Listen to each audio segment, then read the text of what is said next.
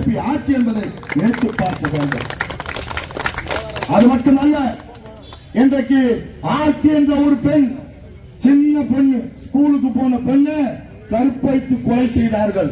இன்றைக்கு என்னுடைய சட்டமன்ற தொகுதியிலே, மணவழி சட்டமன்ற தொகுதியில் 2 நாட்கள் முன்பாக ஒரு சிறு பெண், 1 வயசு, 1ஆம் வகுப்பு படிக்கக்கூடிய 6 வயசு சிறுமி 4 மாசமா கற்பழிச்சு, ஒரு வாட்டி 4 மாசமா கற்பழிச்சு குழந்தை யூரின் பாஸ் பண்ணிக்கினே இருக்குது.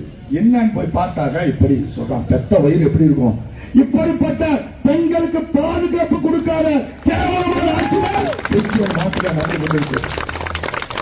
இதெல்லாம் தூக்கியிடப்பட வேண்டும் என்பதற்காகத்தான் எங்களுடைய நாடாளுமன்ற உறுப்பினரை 1,50,000 வாக்கு வித்தியாசத்திலே பெரும்பாலான வாக்கு வித்தியாசத்தை வெற்றிகளை செய்து அன்னை சோனியா காந்தியுடைய ஆட்சி, மரியாதைக்குரிய இளம் தலைவர் ராகுல் காந்தியுடைய ஆட்சி, மக்கள் ஆட்சி, காமராஜருடைய ஆட்சி 2026 புதுச்சேரி மாத்திரம் வரும் என்பதற்கான அடையாளமாகத்தான் அவருடைய வெற்றியை கொடுத்தீர்கள்.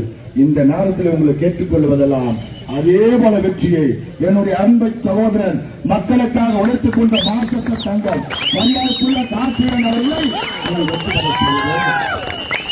இங்க யாரை விட்டு நான் இப்ப வரும்போது கூட பார்த்தேன்.